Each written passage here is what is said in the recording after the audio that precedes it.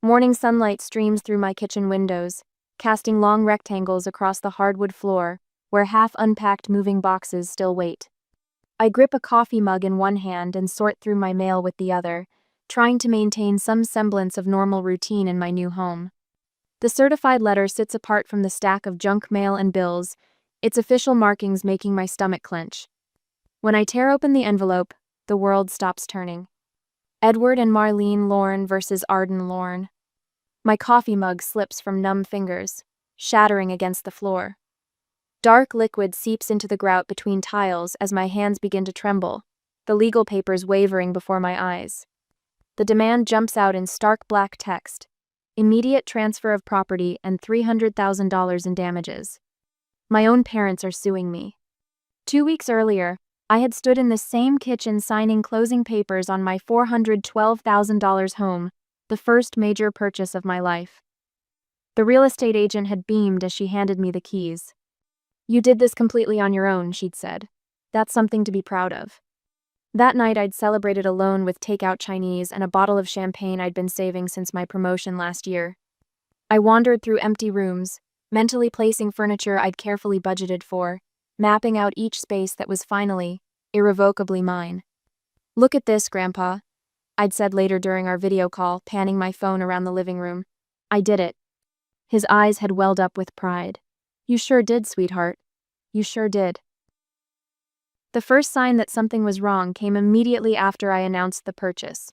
My parents' faces on FaceTime were tight, uncomfortable. My sister Sabrina hovered in their living room behind them, designer purse dangling from her arm. "How many bedrooms?" Mom had asked, her smile brittle. "3, I'd answered, "and a nice yard." "That's quite a purchase for someone your age," Dad said, his jaw working. Sabrina leaned into frame, her perfectly styled hair falling forward. "Must be nice to have that kind of money to throw around." Mom's eyes darted to her. "You know your sister's been having a rough time, Arden." I should have recognized the warning signs then, but nothing could have prepared me for their ambush a week later. "We need to discuss a family matter," Dad said, his face filling my phone screen, his business tone, the one he used for difficult conversations with employees. Mom dabbed at her eyes with a tissue. "We've always put family first, haven't we? Always supported each other?" "Your sister needs stability more than you do," Dad continued. "She has plans for that house, creative plans. You can keep renting." I stared at them, uncomprehending. "This is my house. I worked for it. Sabrina can earn her own." "Don't be selfish," Mom snapped. "Family helps family." The certified letter arrived the next day. As I read through the documents now, my throat closes up. Aunt Ramona's name appears as financial backer of the lawsuit. An email from Sabrina is attached as evidence claiming I stole her opportunity. The demands are spelled out in clinical legal language. Transfer of property deed to Sabrina Lorne. Continued mortgage payments for 18 months. Minus $300,000 for child rearing costs. Written apology for damaging family trust. My hands shake as I dial my grandfather's number. He answers on the first ring. "They've gone too far this time," he says after I explain, his voice hard with anger. I spend the next hour researching attorneys, my heart sinking at retainer fees starting at $10,000. Money I don't have after the down payment and closing costs. The reality settles over me like a heavy blanket. I'll have to defend myself. That night I sit alone in my new home, surrounded by boxes I haven't had the energy to unpack. Tears threaten but don't fall. In their place, something stronger takes root: determination. They want my house? The one I spent 15 years saving for while they bankrolled Sabrina's failed ventures? The home I earned through countless overtime shifts and careful budgeting? Let them try. I stand up and walk to my bedroom window, looking out at the quiet street below. This is my home, my achievement, my line in the sand. They made their choice to attack what I've built. Now I'll make mine to defend it. Have you ever had family members try to claim what you've worked hard for? Share your experience in the comments. I spread financial documents across my dining room table, the morning sun casting shadows between stacks of bank statements and tax returns. My laptop screen glows with an open spreadsheet. 15 years of financial life reduced to columns and formulas. The numbers tell a story my family doesn't want told. Memory flashback at age 16. $5.25. Hour at Morningstar Coffee. Tips split between 3 baristas. I can still smell the burnt espresso, feel the ache in my feet after 8-hour shifts. You're missing Sabrina's Sweet 16, Mom had texted that night. The DJ cost a fortune. I'd watched the party unfold on social media between customers, my sister in a custom pink dress, surrounded by floating lanterns and a chocolate fountain. Cost, roughly 3 months of my wages. My fingers traced down a column of community college receipts. Night classes after work, textbooks bought used, careful budgeting of every meal. Dad's voice echoes from that period. An accounting certificate? It's not even a real degree. The memory of my 18th birthday surfaces not the celebration but the argument that followed. What do you mean you won't fill out the FAFSA? I'd asked, clutching university application papers. You're an adult now, Dad had said. Time to stand on your own feet. A week later, I'd found an apartment listing. $400. Month. Roaches included. The start of real independence. At the present, my phone buzzes. Mom's number. I let it go to voicemail, already knowing the script. Sweetheart. Her message quavers. We've always given you both exactly what you needed. Why are you being so difficult about this? I pull up my email, finding Dad's response to my emergency root canal 4 years ago. Figure it out. Below it, bank statements showing $2.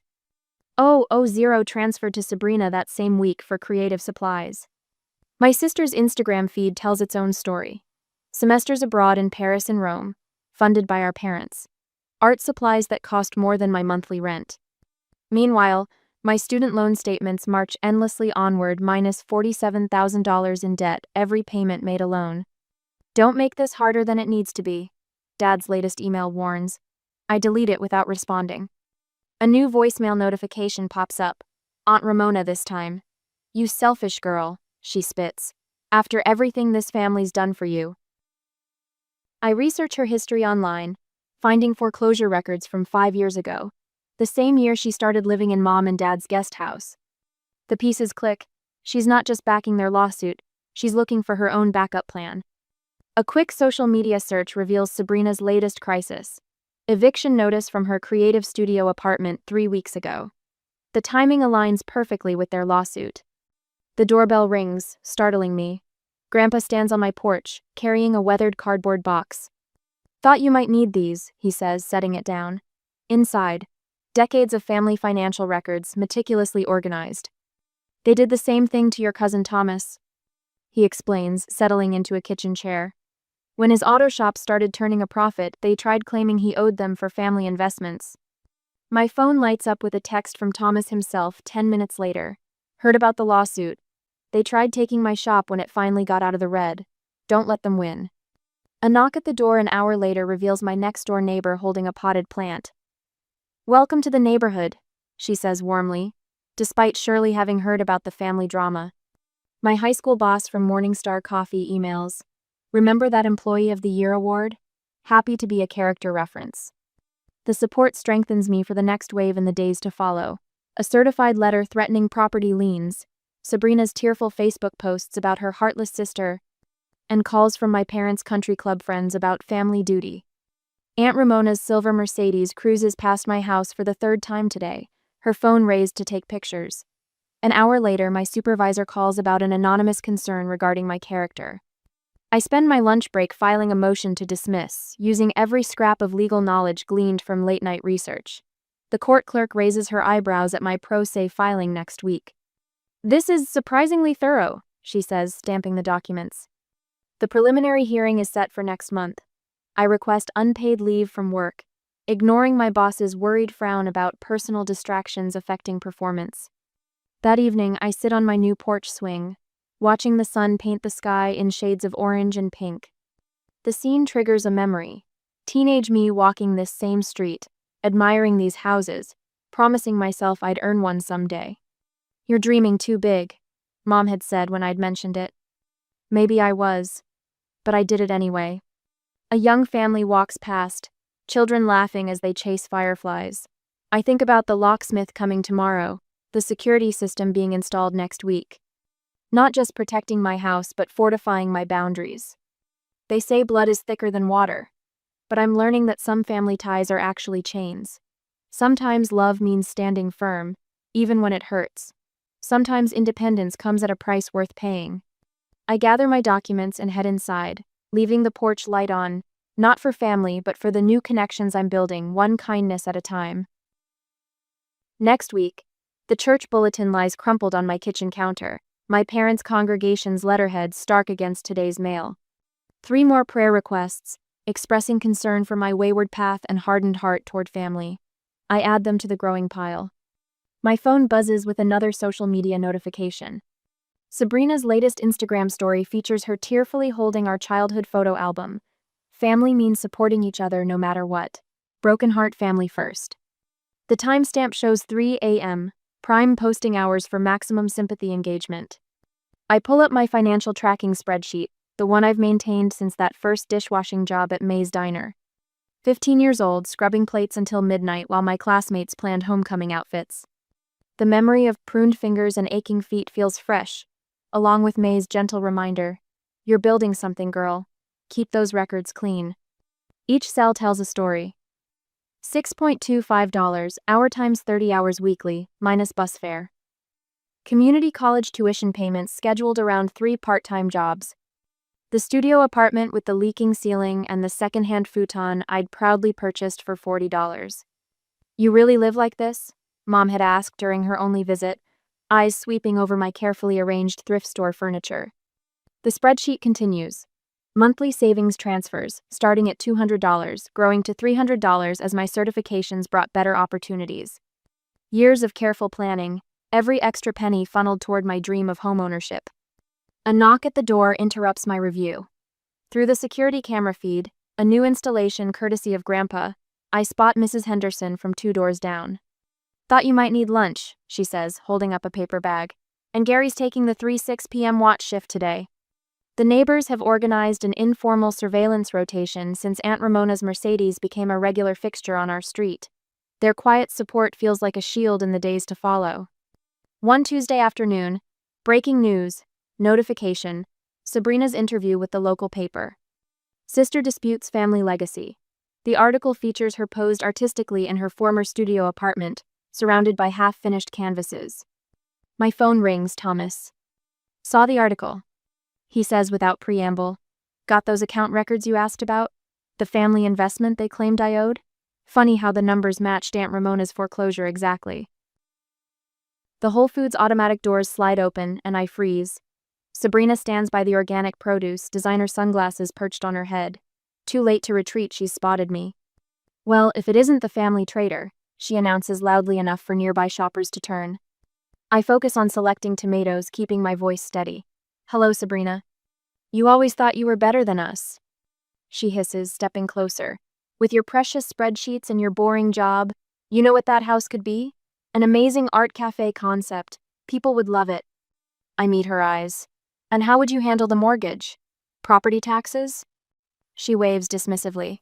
"Obviously that part would still be your responsibility, since you're so good with money." Her lip curls.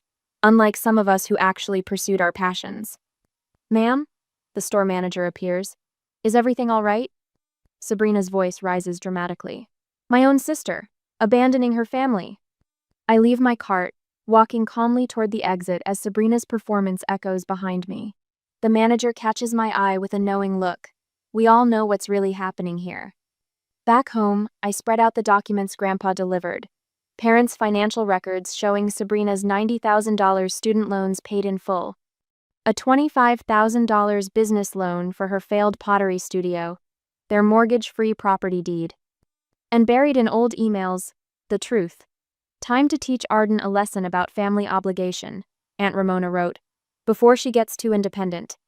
My hands shake as I compile court exhibits. The room spins slightly, too many memories crowding in. I'm 5 years old again, watching Mom remove my crayon drawing from the refrigerator. Sabrina needs space for her new watercolor. A gentle knock. Grandpa enters without waiting, carrying a weathered photo album. "Found these in the attic," he says, settling into the chair beside me. "Your grandmother kept everything." The photos tell a different story. Me at every minimum wage job, proudly holding first paychecks. A display of perfect attendance certificates. My community college graduation, Grandma beaming beside me. She saw you, Grandpa says softly. She knew what you were building. Those textbooks you thought just showed up at the campus bookstore? That was her. Tears blur my vision as I stand before the bathroom mirror, practicing my court statement. The voice that emerges sounds stronger than I feel. I am not responsible for supporting adult family members who refuse to support themselves. I straighten my blazer, purchased on sale last year, recorded meticulously in my budget. The security cameras blink steadily. Evidence binders stand ready, each document telling its own truth. Aunt Ramona's Mercedes cruises past again, but I don't flinch. Some sacrifices strengthen us even as they break our hearts. Sometimes the hardest boundaries are the ones we need most. I touch the small photo of Grandma I'll carry tomorrow, her eyes twinkling with the pride she never spoke aloud. She understood the price of independence. Now it's my turn to prove I was worth her investment. Tomorrow, I'll tell my truth. Tonight, I fortify my walls, not with brick and mortar, but with 15 years of carefully documented sacrifice and the quiet strength of those who believe in earning their own way. On the confrontation day, the courthouse steps gleam in the morning sun as I adjust my grip on the leather document case, a graduation gift from Grandma. Now carrying the weight of 15 years' receipts and records. Each step feels deliberate, grounding. The glass doors reflect my image. Navy blazer, pressed slacks, minimal jewelry, professional, prepared. A far cry from my first courthouse visit at 16, seeking work papers with trembling hands. Oh, perfect timing! Sabrina's voice rings across the marble lobby. My family forms a coordinated tableau, matching white, blood-first, t-shirts under sport coats and cardigans. Mom dabs at carefully smudged mascara while Dad's attorney arranges papers with theatrical precision. Aunt Ramona catches my eye, lips curving into a familiar smirk. Last chance to avoid embarrassing the family, dear. I keep walking, heels clicking steadily against marble. The security guard nods as I pass through the metal detector, my heart beats steady despite the weight of their stares. The courtroom feels smaller than expected. Wood panels absorb sound, creating a bubble of focused silence. I arrange my exhibits with practiced efficiency, each tab color-coded and annotated. The methodology that earned eye rolls at family dinners now serves as armor. All rise. Judge Martinez enters, her quick assessment taking in both sides. Her gaze lingers on the matching shirts before settling on the stack of motions. Interesting filing, she comments, scanning the first page. Please proceed. Dad's attorney rises, straightening his tie. Your Honor, this case centers on familial obligation and traditional values. The Lorne family invested approximately $300,000 in raising their daughter, as documented by USDA statistics. Objection. I state clearly. Irrelevant. Standard childcare costs don't create legal debt. Sustained. Judge Martinez's pen taps her notepad. Counsel, proceed with actual claims. Mom takes the stand first, tissue clutched dramatically. We sacrificed everything for our girls. Private lessons, summer camps. Her voice breaks. How can she abandon us now that she's successful?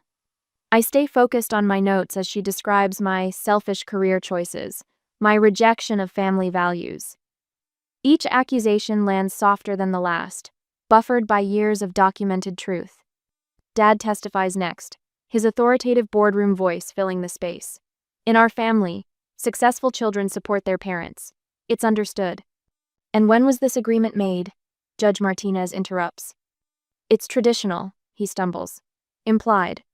Your Honor, I begin my cross-examination. Did you provide similar support for Sabrina's education? Objection? Irrelevant. Their attorney stands. I'll allow it, Judge Martinez says. Answer the question. Dad shifts uncomfortably. Sabrina needed help pursuing her artistic gifts. Please review Exhibit C. I direct. Bank statements showing $90,000 in student loan payments for Sabrina's fine arts degree, plus $25,000 for her pottery studio. Sabrina's testimony comes next, tears flowing on cue. The house would be perfect for my healing art cafe concept. I'd let her keep a room, of course. And the mortgage? Judge Martinez asks. Property taxes? Well, Arden's good with money stuff. Sabrina waves dismissively. She'd handle that part. The judge's eyebrow rises. What's your current employment status? I'm between projects, Sabrina sniffs. My art requires emotional space. I stand for my testimony, spreading out 15 years of pay stubs, rent receipts, college transcripts. I began working at 15, Your Honor. Every job documented, every penny accounted for. Including parental support? The judge asks. None received. I present bank statements. I paid my own way through community college while working 3 jobs. The down payment for my house came from 15 years of careful saving. She's twisting things, Aunt Ramona bursts out. This ungrateful girl. Silence, Judge Martinez warns. She studies my documentation, then addresses my parents directly. Would you be making these demands if both daughters were struggling financially? The silence speaks volumes. I've heard enough. The judge closes her folder. This case lacks any legal merit whatsoever. Properties purchased independently remain independent. Case dismissed with prejudice. Aunt Ramona's outraged screech echoes off marble as security escorts her out. Sabrina collapses in the hallway, but the court personnel step carefully around her prone form, faces neutral.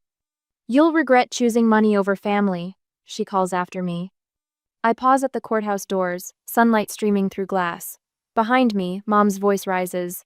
How could you do this to your family? But the weight pressing against my chest for months finally lifts. Through the window, I spot Grandpa's truck idling at the curb, his steady presence a reminder that family, real family, builds you up instead of tearing you down. You okay, kid? He asks as I climb in. I watch my biological family huddled on the courthouse steps, their matching shirts a bright blur in the rearview mirror. I think I finally am. Your grandmother would be proud, he says softly. She always said you had the strength to build your own path. The familiar streets look different somehow, clearer, like after a storm.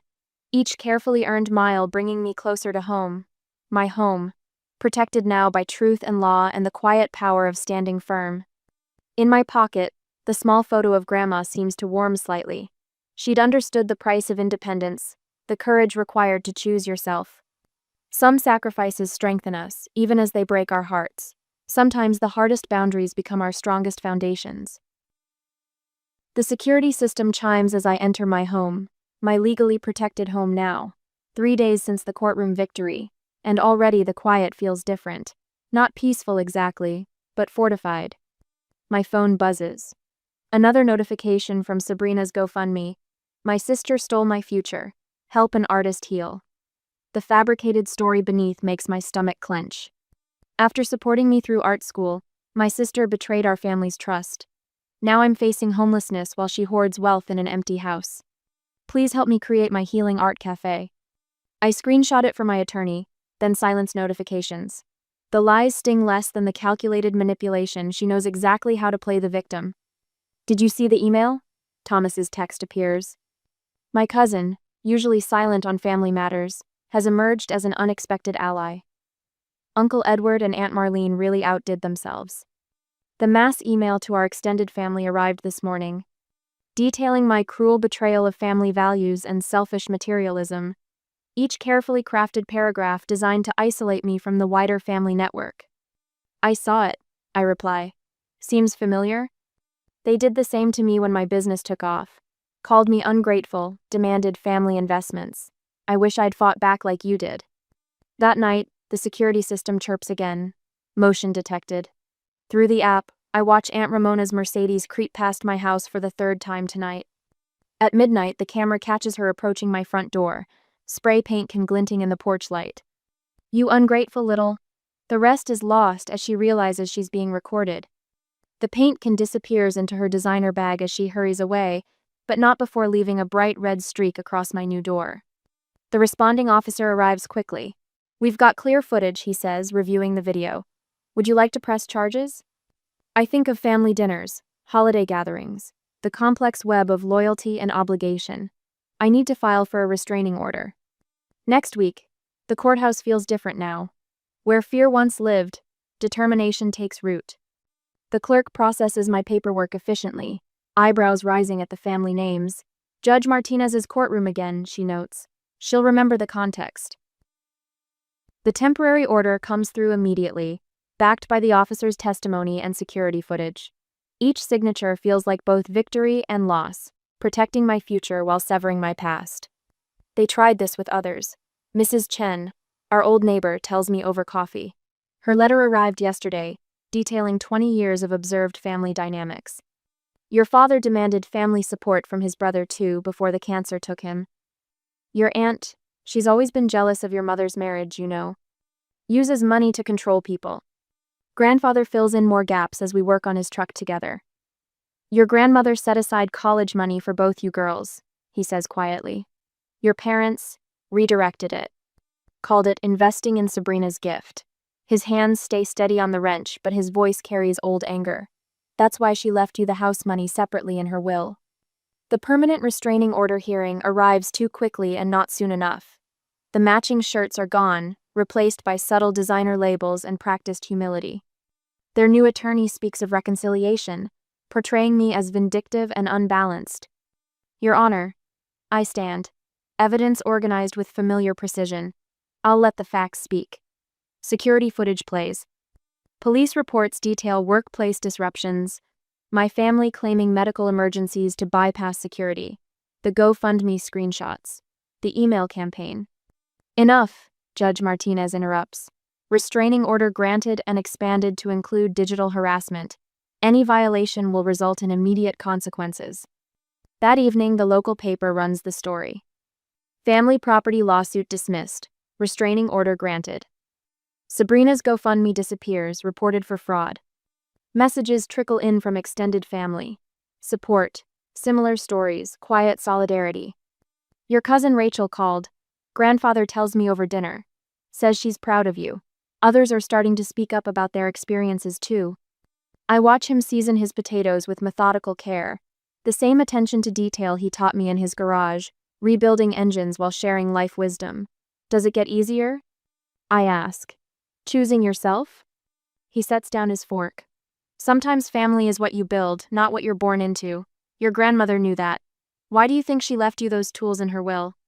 Later, I complete my nightly security routine. Doors locked, cameras active, systems armed.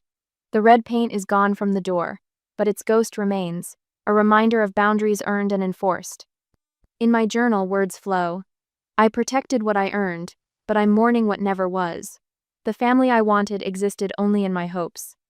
The family I have now, the ones who choose truth over comfort, growth over control, they're the foundation for something real. My phone lights up with another text from Thomas. Dinner next week? Rachel and her kids want to meet at that new place downtown. I smile, typing back. Count me in. The security system chimes softly, all secure. Through the window, I watch the sunset paint my garden in gentle golds. Grandmother's roses, transplanted from her yard, bloom stubbornly against the fence. Some things grow stronger when forced to root deeper, finding nourishment in unexpected soil. Tomorrow will bring new challenges, but tonight, in this house I earned and defended, I am anchored in truth. Some victories carry the weight of grief, but they clear the ground for new growth, new connections, new definitions of family. I turn off the lights, leaving one on for the porch, a habit learned from grandmother. Not all traditions need to be broken. Some, like her wisdom and strength, become the foundation for building something better. The morning sun streams through my kitchen windows, catching dust motes as I measure coffee grounds, 2 scoops per cup, the way grandfather taught me. Ayer since the restraining order, and my weekends have found their rhythm. Maple's tags jingle as she trots to the back door. My rescue mutt, half golden retriever, half probably everything else, according to the shelter, has her own routine now. She knows Mrs. Chen next door will be out gardening, ready with treats and gentle conversation. Just a minute, girl. I checked the security app out of habit. The system's still active, but I've scaled back the notifications. No more midnight alerts, no more documenting every passing car. The cameras remain, silent sentinels rather than constant reminders. The workshop smell hits me as I enter the garage, sawdust and engine oil, mingled with fresh coffee. Grandfather's already here, setting up for our Sunday project. We're building a dining room table, big enough for the growing circle of people who actually want to be here. Morning, kiddo. He's arranging clamps with mathematical precision. Thought we'd finish the leg joints today. Perfect timing. I hand him his coffee, black, 2 sugars. Thomas and Rachel are bringing the kids over later. They can help sand. We work in comfortable silence, measuring twice, cutting once. Through the open garage door, I watch neighborhood children chase each other past my fence. Their parents used to hurry them along, back when the lawsuit made headlines. Now they wave, letting their kids stop to pet Maple through the slats. Saw your father yesterday, grandfather says suddenly, testing a joint's fit. At Henderson's Hardware. My hands stay steady on the wood. How'd that go? Age 10 years, I'd say. Both of them have. He adjusts his grip on the plane. Marlene was there too, kept looking at throw pillows like they held life's answers. I remember the designer pillows in their perfect house, arranged just so. The way Sabrina would rearrange them when stressed, while I tracked our family's spending in secret spreadsheets. Heard Sabrina's in Oregon now, I offer. Some artist collective. Running again. He shakes his head. Your aunt's not doing well either. Blood pressure's through the roof, according to the gossips at church. The wood grain beneath my fingers tells a clearer story. Growth rings marking seasons of plenty and want, strength built through adversity. We shape it carefully, honoring its natural character while creating something new. Later, as autumn sun warms the backyard, friends gather for what's become our tradition, the Sunday potluck. Thomas's kids chase Maple while Rachel sets up lawn games. My coworker Sarah, who stood by me through the worst of the lawsuit, arranges flowers from her garden. Hard to believe it's been a year, she says, stepping back to admire her work. A year since I bought this house. The memories surface.